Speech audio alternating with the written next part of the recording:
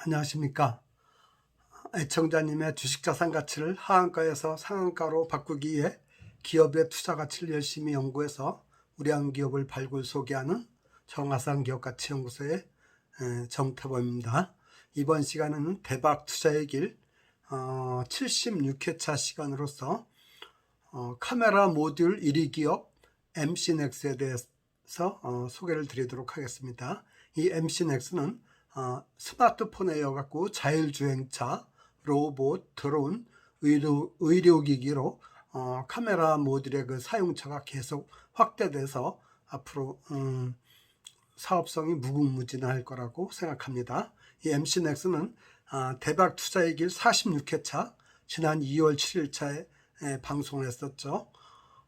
그때 당시 주가가 62,250원이었는데 2월 26일자에는 66,500원까지 상승한 6.9% 정도 상승해서 고점을 형성한 이후에는 코로나19 확산, 반도체 수급난, 전방산업 생산 차질 등의 영향으로 상반기 실적 악화와 함께 주가가 하락해요.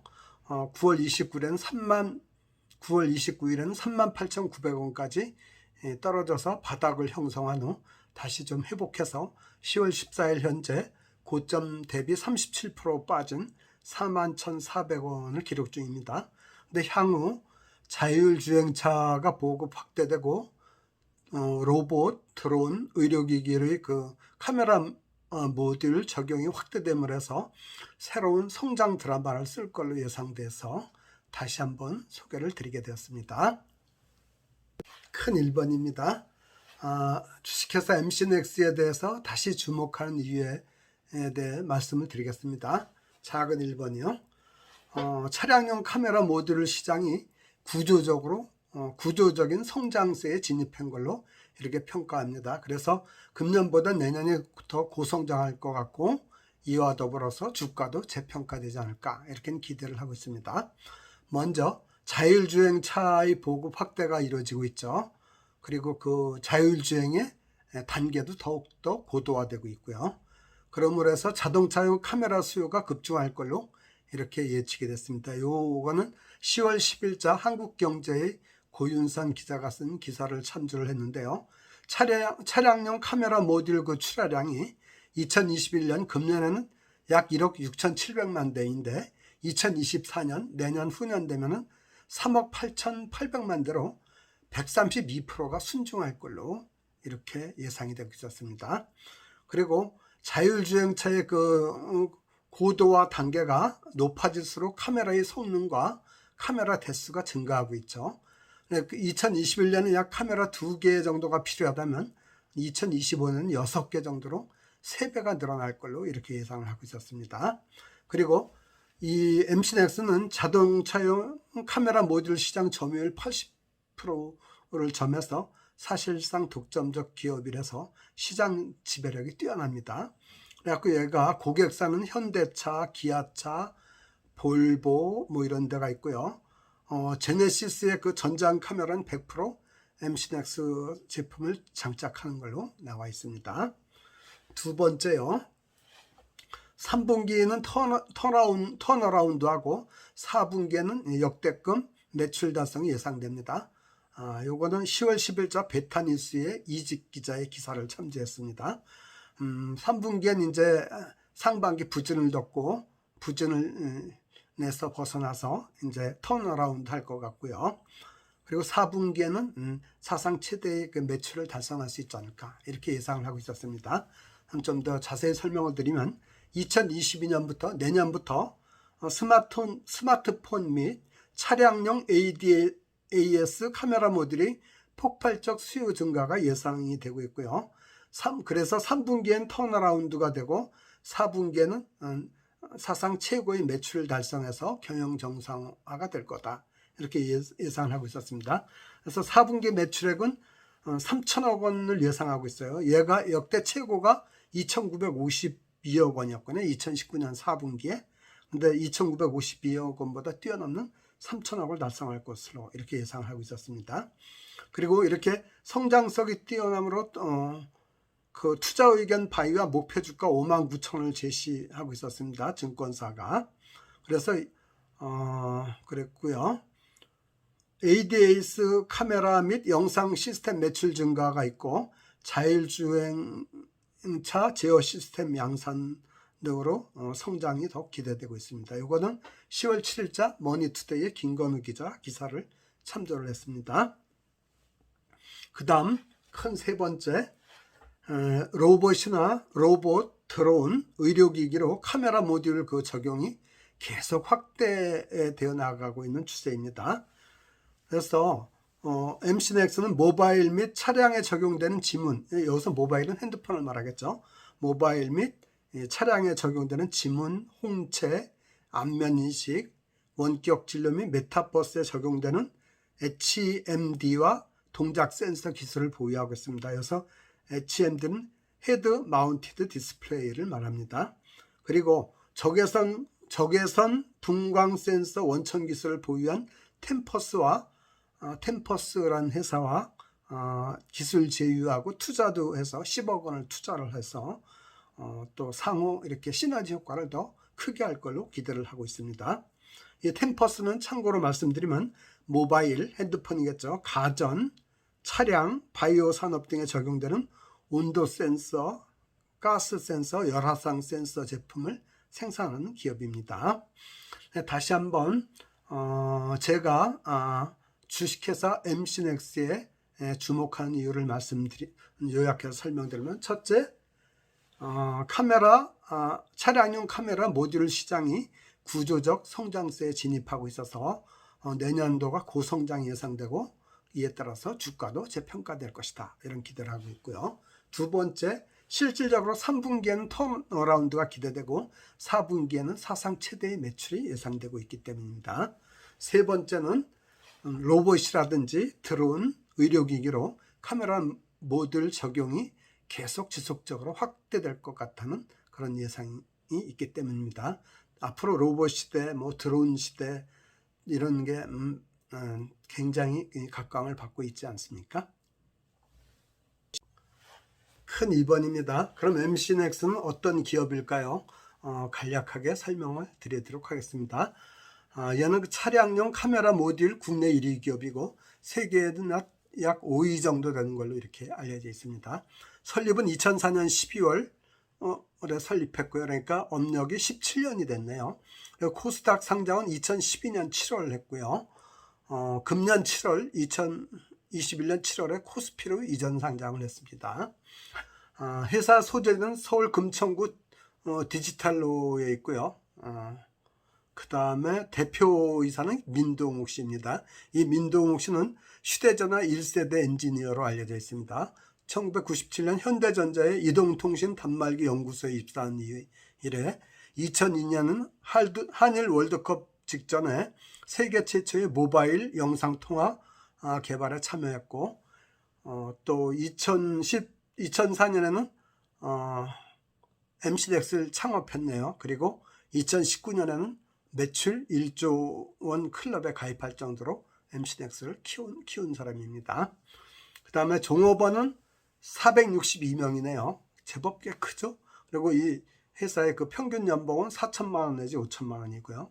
시가총액은 7,437억, 상장 주식이 1,800만 주 정도 됩니다. 주요 사업은 모바일 카메라, 그러니까 핸드폰 카메라죠. 매출의 약 88%를 점유하고 있고요. 그 다음에 차량용 카메라, 앞으로 미래형 그 자율주행 자동차 보급 확대로 계속 성장해 나갈 걸로 예상이 되고요. 또 모바일 카메라고 핸드폰 카메라도 카메라 대수가 자꾸 늘어나죠. 더 고도화되고 그런 것도 있고요. 그 다음에 생체 인식 부문에는 비대면 문화 확산으로 전자거래 활성화와 함께 성장할 걸로 보입니다. 보안 생체 인식을 결합한 차세대 정보 보안 솔루션 기술로 글로벌 생체 정보 인식 시장의 선도 기업을 지향하고 있습니다. 그 밖에 IoT나 ICT 영상 솔루션 기술의 융합을 통해 미래 초연결사의 커넥티비티 기술을 창조하고 있고요.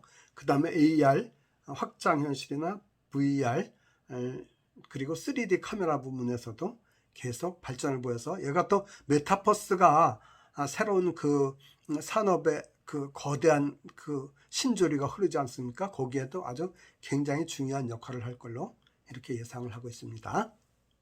그 다음 세 번째, MC넥스의 성장성, 수익성, 재무적 안정성에 대해서 말씀을 드려보겠습니다. 먼저 성장성을 보면은 매출 증가율이 금년에는 작년에가 좋았어요. 작년에가 1조 3,113억이라 갖고 2017년부터 계속 성장을 해왔는데 금년에는 좀 안 좋을 것 같아요. 상반기에 그 코로나 영향으로 해서 안 좋을 것 같아서 올해는 매출이 9,755억이라서 작년에 비해서 약 25% 정도가 떨어질 것 같아요. 그런데 이제 내년에는 1조 1,711억 다시 1조를 넘겨서 20% 금년에 비해서 20% 정도가 성장할 걸로 보이고요. 수익성을 보면 영업이익률이 2019년은 8.9%요. 제법 이 정도면 괜찮죠. 그런데 2020년에 작년은 4.5%였고 금년은 2% 정도로 줄을 것 같아요. 그런데 이제 내년에는 12%를 넘으면서 다시 정상 궤도에 올라가서 좋을 것 같습니다. 그 다음에 재무적으로는 약간 불안정해요. 부채 비율이 70%밖에 안 되고 당좌 비율이 85%밖에 안 돼요. 부채 비율은 70%니까 뭐 100%보다 적으니까 여기는 괜찮은데 당좌 비율이 좀 유동성 확보가 좀 약해져. 당좌 비율은 100%가 넘어야 되는데 85%가 밖에 안 되니까. 그 대신 유보율이 2,800%래 갖고 유보율 면에서 그래도 여유가 있으니까 부도 위험까지는 없다고 이렇게 보여집니다. 그 다음 배당 성향을 보면 작년에 주당 배당금 500원을 해서 시가 배당률이 1.2%고요. 금년에도 500원 정도 배당하면 시가 배당률이 한 1.3% 정도 되지 않을까 이렇게 예상을 하고 있습니다. 그래서 은행이자 정도는 배당한 회사다 이렇게 보면 맞을 것 같습니다. 그럼 네 번째요. MC넥스의 주가 수준과 투자 전략에 대해서 말씀을 드리겠습니다. 첫째, 시장의 평가 수준을 보면 동종 기업들이 MC넥스 주가가 41,400원이고 PER 주가 수익비가 19배지 않습니까? 근데 LG이노텍은 주가가 19만 4천원이고 PER이 19.4배고 세코닉스는 주가는 8,840원인데 얘는 PER은 안 나온 거 보니까 얘는 적자 상태였네요. 작년에. 그래서 LG이노텍보다 약간 저평가받고 있고 얘들 그 카메라 모듈 기업의 글로벌 카메라 모듈 기업의 PER이 20배이니까 거의 평균치 받는 걸로 이렇게 생각하면 되겠습니다. 두 번째, 현재의 주가 수준을 보면은 52주 최고가가 66,500원 지난 2월 4일이었고요. 최저가는 31,550원 작년 10월이었는데 현재가는 41,400원이라서 최고가 대비 약 37%가 하락돼 있고 최저가 대비 31%가 상승되어 있는 상태입니다. 그리고 얘는 목표 주가를 유안타증권이 59,000원을 제시해서 현재가 대비해서 약 42%가 더 상승할 수 있는 여력이 있는 걸로 평가가 됩니다. 그 다음 세 번째, 투자 여건을 말씀드리면 요즘 겹악재로다가 겹겹이 악재가 많아서 약세장이 지속되고 있고 널뛰기 장세가 연출되고 있죠. 오늘은 올랐지만 그전은 계속 한동안 많이 빠졌었죠.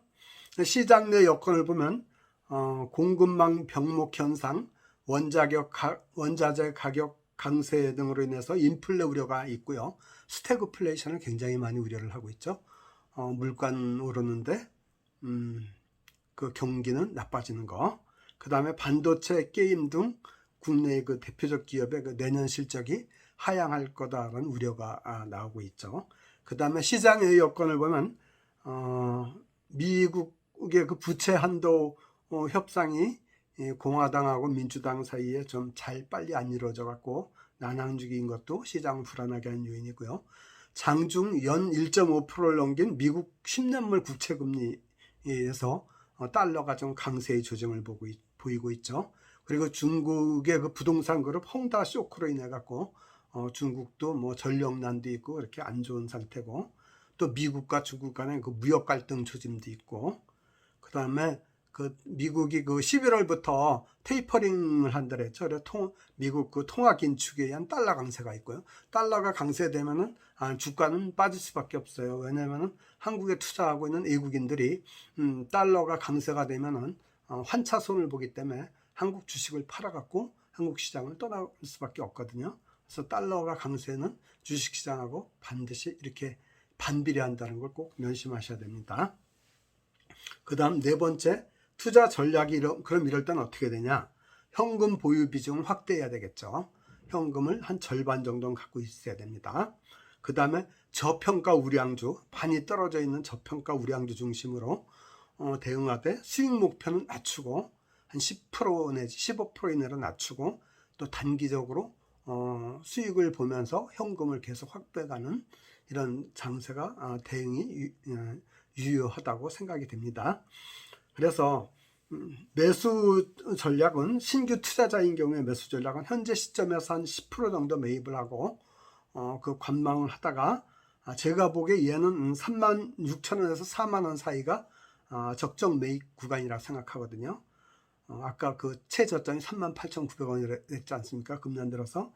그러니까 이 정도에서 한 2회 정도 분할 매입하고 있다가 매도 전략은 한 47,000원 정도 넘어가면 이게 한 13% 정도 되는데 그 정도면 한 40% 매도하고 2차는 한 53,000원 정도 되면 40% 매도하는, 그리고 20% 정도는 중장기 보유하든지 아니면 장이 나빠질 것 같으면 다 현금화해서 수익 실현해서 현금 비중을 늘려가는 게 유리할 것 같습니다. 그리고 기존에 제가 2월 달에 소개해서 사셨던 분은 손실을 보고 있을 경우에는 지금은 그래도 저가 상태고 다시 이제 상승 기조로 턴을 했으니까 다시 추가 매입해서 평균 단가를 평균 단가를 낮추는 전략으로 가는 게 어떨까 이렇게 생각합니다. 끝으로 이제 투자자 금원을 다시 한번 말씀드리면서 끝맺을까 합니다. 투자자 금원은 왜 제가 자꾸 말씀드리냐면은 이렇게 장에 매물되다 보면 하루하루 등락에 매물되다 보면 잊어버리기가 쉽거든요. 순간적으로 또 판단 실수를 할 수도 있고, 그래서 항상 이거는 명심하고 있어야 되기 때문에, 그러니까 운전하는 자가 중앙선 침범하지 않기 위해 명심하는 것과 똑같다고 생각하시면 됩니다. 첫째가 뭐라 했죠? 비투금물, 빚 내서 투자하면 절대로 안 된다 그랬죠. 왜 그러냐면은 빚을 내서 투자하면 기다릴 수가 없어요. 그런 점을 말씀드렸고요. 그리고 주식 투자는 어디까지나 자기 책임이거든요. 수익도 나에게로 돌아오고 손실도 나에게로 들어옵니다. 그 누구도 책임져 주지 않고 그 누구도 거들떠 보지도 않습니다. 그러니까 자기 책임하에 하는 거니까 절대로 빚내서는 안 된다, 이런 말씀 드리고요. 두 번째는 주식 자금의 최소한 30%는 현금 형태, 예수금 형태로 보유하는 게 좋다. 근데 지금과 같이 약세장이고 널뛰기 장세에서는 50%는 현금으로 보유하는 게 유리합니다. 그 다음에 세 번째, 공부하는 자만이 주식시장에서 승리할 수 있다 그랬죠. 주식시장은 아는 것만큼 보이고 보이는 것만큼 먹을 수 있습니다. 근데 공부하는 데 있어서 저희 정화상 기업가치연구소가 아주 소중한 동반자가 되겠습니다. 제가 평소에 투자하기 위해서 많은 노력을 기울여서 좋은 기업을 발굴하고 그 기업을 저와 저를 사랑하는 모든 분들과 공유하고 싶어서 그 차원에서 하는 거니까 믿을 만한 정보, 유익한 정보를 아주 짧은 시간 내에 최소한의 시간으로 이렇게 제공해 드리도록 하겠습니다. 그것도 무료로요. 좋아요와 구독만 누르면 됩니다. 귀한 시간 내주셔서 끝까지 애청하여 주셔서 감사드립니다. 지금까지 말씀드린 내용이 유익하였다면 좋아요, 구독, 알람 설정을 꼭 부탁드립니다. 감사합니다.